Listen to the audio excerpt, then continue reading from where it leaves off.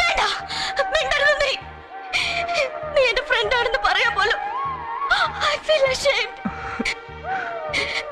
പരസ്പരം ഒന്നും മറച്ചു വെക്കാറില്ലെന്ന് നീ പഠിച്ചിട്ട് ഇത്രയും വലിയൊരു ചതി നിനക്ക് എങ്ങനെ അതിന് കഴിഞ്ഞു? എങ്ങനെ കഴിഞ്ഞൂടാ?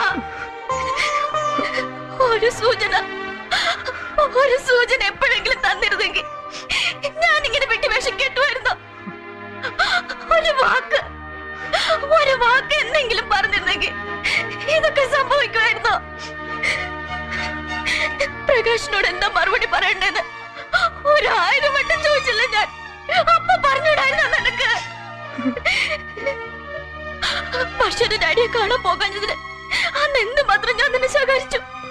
അപ്പോഴെങ്കിലും പറഞ്ഞൂടായിരുന്നോ നിനക്ക്? എല്ലാം ഉള്ളിലൊതുക്കി വെച്ച് നടന്നില്ലേ നീ? ആർക്ക് വേണ്ടി? എന്തിനു